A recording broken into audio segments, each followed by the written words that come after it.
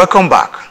We have been discussing in-law wahala, and it's been a bit interesting from the different sides that we have looked at it. Agbeke, you have a question for Mrs. Nzeka.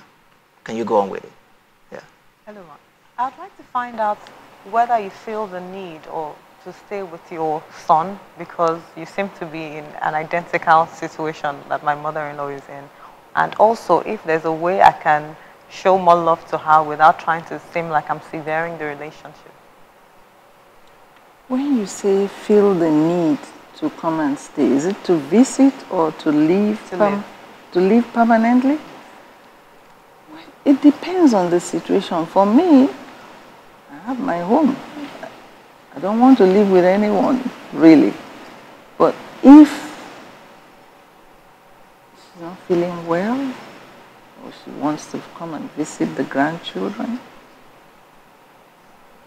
or I don't know why she would want to leave. Is her home not okay? Oh, maybe she just feels like, let me go and spend 2 months.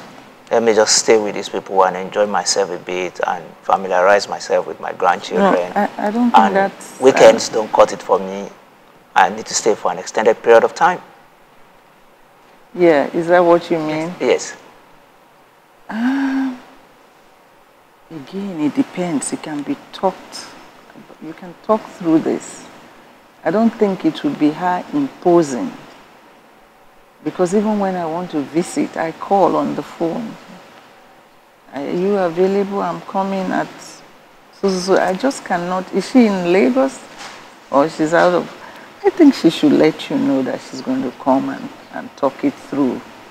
You know. Secondly, how can I, so like your daughter-in-law, show more love to you, being married to your only son, to make you feel included in the relationship? How can you love your mom? You see, it's when you begin to add in-laws, then there's a problem. Yeah. It's my mom. What I can do for my mom, I do it for my mother-in-law. And I leave the rest. Whether she appreciates it or not, you're doing it for the love of the man that is your husband. Yeah. So sometimes I don't look. You know, sometimes... let me just say something to that. Talking about that, how do I please my mother-in-law, my father-in-law? You know, I have the opportunity to counsel many young couples, and a lot of the time, many of them will say, PG, we've tried all kinds of things. I just want to be close to this woman. What do mother-in-laws really want from their daughter-in-laws? Well, I don't want anything that is different. I just want to relate to my daughter-in-law the way I relate to my other children. I don't want when we gather, oftentimes we gather at Christmas, you know. I don't want a situation where I have to watch what I'm saying. You know, I say what I want to say. So I relate to all of them on the same level, unless, of course, if there's then a problem. But I just do my best and I leave the rest. It doesn't mean that she will always do what I like. But just treat me like a mother, my own case, when I was, you know, in my marriage, wasn't my mother-in-law, was my sister-in-law. My husband could not just control her. So it was difficult. And so I was getting angry at my husband. And after some time, I said, no. Let me be angry with the people who are causing the confusion and love my husband. Yeah. Interesting. Interesting. Lulu, you have an opportunity to actually more like speak to mother-in-laws or father-in-laws. I mean, we have a mother-in-law in the studio. What would you like to say to a mother-in-law watching them? What do young people, you know, expect, you know, from or wish that they do or do better from your own perspective? I think it's important that couples find the balance with their in-laws You know, because circumstances are different for everybody. Like my dad is late, so my wife has to deal with a widow, sort of, you know, and her own dad is, or her own mom, they're both independent. I mean, they don't need, you know, anything from any in-law, son-in-law, daughter-in-law. So what I would want to say is two things. First thing, what I've noticed is that parents, in-laws should focus on their, I mean, when it comes to their children, is first, you need to find out, first give them the space, first. If they need you, let it be from them. Let them, I mean, I want them to be able to say, okay, mom, dad, we need you guys. If you want you in our space, let's invite you in our space. Parents should be able to stay out and wait for an invitation, sort of, to come in. So that way, it's you're called. You're not intrusive. You're not being intrusive. Yeah. You know, you're not. Now, let's look at that issue of creating that boundary of space and all that. Sometimes some people say it's not realistic, and some people say, oh, there's an advantage to it. Oh, me, I want them to be close, you know, because they will help with the children. They will. Or some people say, no, I'll sort it out myself. What do you think?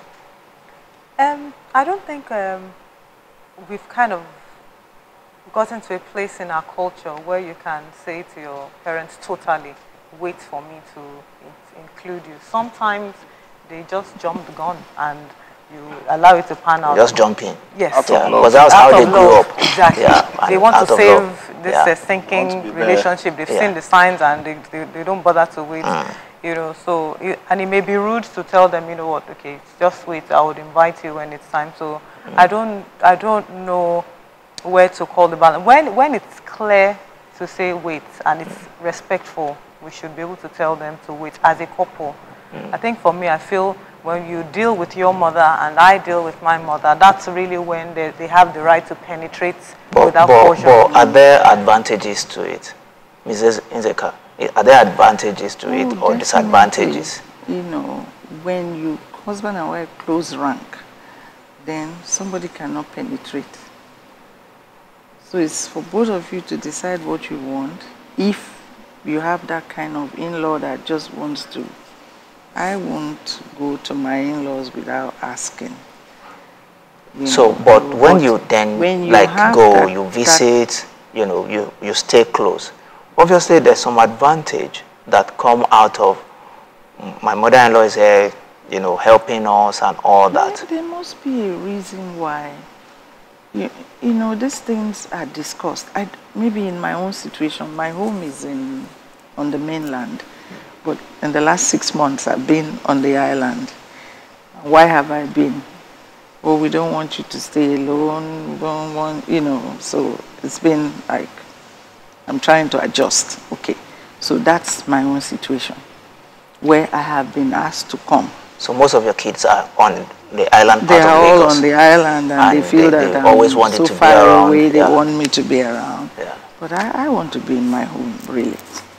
It means that they're deriving some benefit, some advantage, you know, for having you around. So, but in some other situations, maybe, I don't know, because even when I said my grandmother, my father was an only child, my grandmother used to visit, but we know when she will come and when, obviously, we may not know when he will go, but husband and wife would have discussed how long is the trip. Even when I was telling her that when my son's wife put to bed their first child, her mom could not come because of her situation. So they asked me to come. And before I left my home, I asked, how long is this visit? Yeah. How long do you want me to stay? And when I finished and I was leaving, their neighbor was saying, oh, you're leaving? I said, I asked them before I came. They said 6 weeks. And my 6 weeks is done and I'm going back. I'm going.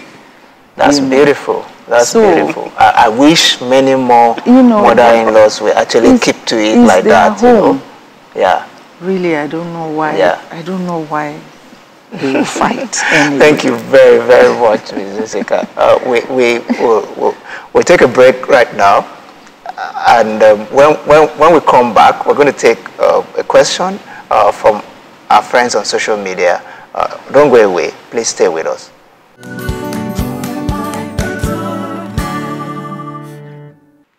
Welcome back. It's the Betterhalf show, and we've been discussing in-law wahala. I'm going to take a question from social media, and you know, let me just read it out. My in-law challenge is not with my parents' in-law. This is rather interesting. He said, but rather a sister-in-law. She's rude, abrasive, and we don't get along. It would be easier if she kept her distance, but she always carries an air of, this is my brother's house. And her behavior causes problem between my husband and I. What do I do? Find our husband. Okay, you want to give it a shot? Yeah? We need to find our husband. We need to find our husband.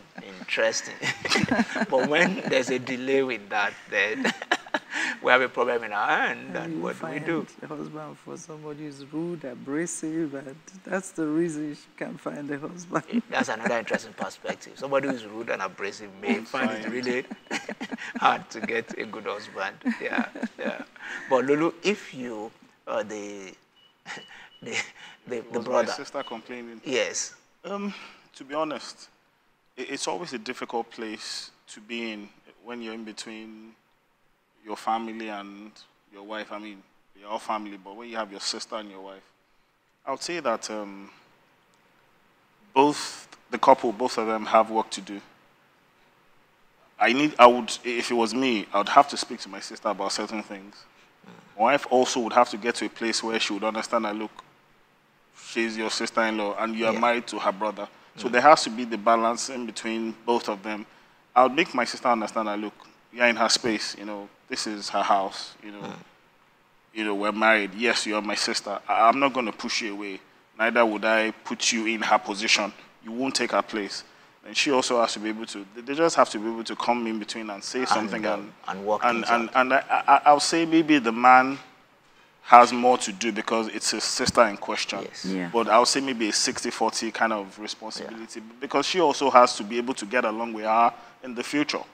So she needs to be able to sit her down and leave all the, you know, it will get to you. She's rude, she's abrasive, but go look beyond that for your happiness. And create the balance. Exactly. Let's look at ourselves as let's family. move forward. But talking about that, let's see ourselves as family. Let's work things out.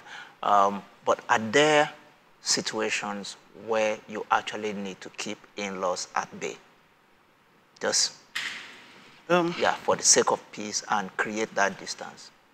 Ms. Nzeka, are there situations where you just have to say, we have drawn the line? I would say yes. You see, because we are human beings, and sometimes and maybe because we're Africans, you know, some people just feel that this is my right, and they push it. So again, like husband and wife, for a sister, I think it's the brother really that should come. But as he was talking about it, I remember the situation that happened when I was growing up. There was the Nigerian war, and we had to come back to the village. So that we was were staying in my grandmother's house, the Civil War. And there was something my grandmother was asking for, which rightly belonged to my mom.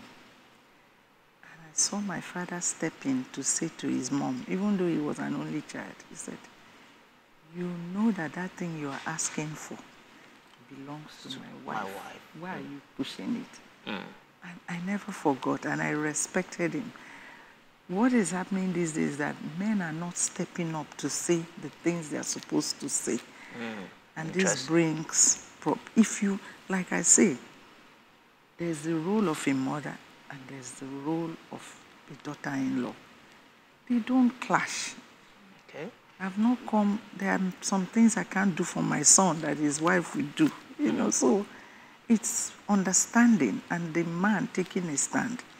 This is what belongs to my mom. I give it to my mom. This is what belongs to my wife. I give it to my wife. Very good, very good, very good. I love your perspective, you know, on that.